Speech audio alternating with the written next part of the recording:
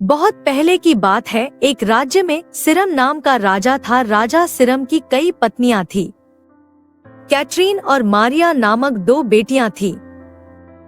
इनमें से मारिया राजा की पहली पत्नी की बेटी थी। राजा सिरम को मारिया ज्यादा पसंद नहीं थी, इसलिए वो उसके साथ बुरा व्यवहार करते थे। मारिया महल के नौकरों के साथ महल का काम करती थी। अगर मारिया कुछ कह भी दे तो राजा उसकी कोई बात नहीं मानते थे।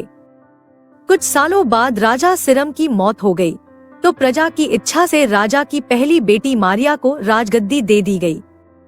वह राज्य की रानी बन गई। उस समय राज्य के हालात बहुत अच्छे नहीं थे। राज्य दो धर्मों के बीच में बंट गया था। उस समय दोनों धर्मों के लोगों के बीच जंग छिड़ी हुई थी। रानी चाहती थी कि पूरे राज्य में सिर्फ एक ही धर्म हो, लेकिन लोगों ने उसकी यह बात मानने से साफ इनकार कर दिया था। इससे नाराज होकर रानी ने उनकी बात न मनाने वालों को मौत की सजा दे देती थी।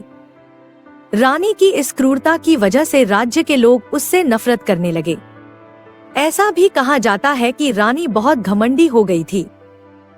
कुछ सालों बाद रानी ने शादी कर ली और कुछ समय बाद राज्य में एक खबर फैली कि रानी मारिया गर्भवती है और जल्द ही उनके राज्य को उनका नया राजा भी मिल जाएगा।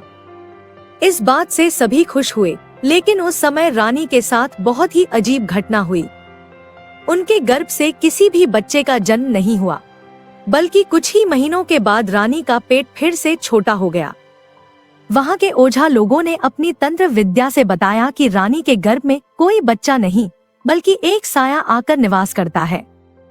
कुछ समय बाद फिर रानी के गर्भ में वही साया आकार रहने लगा और वह फिर से गर्भवती हो गई। इस बार भी रानी को कोई बच्चा नहीं हुआ और उस घटना की वजह से रही डिप्रेशन में चली गई और कुछ दिनों बाद वो मर गई। इसके बाद मारिया की छोटी बहन कैटरीन को राज्य की राजगद्दी पर बैठाया गया और कैटरीन राज्य की नई रानी बन गई। और फिर राज्य के लोग सुकून की जिंदगी जीने लगे। रानी मारिया की क्रूरता की वजह से राज्य के लोग उसे एक निर्दयी औरत मानते थे। वहीं जब उसके गर्भ में बच्चे की जगह एक साया का निवास होने लगा, तो लोगों ने उसे शापित भी करार दे दिया और इसी वजह से लोग उसे शापित मारिया भी कहा करते थे।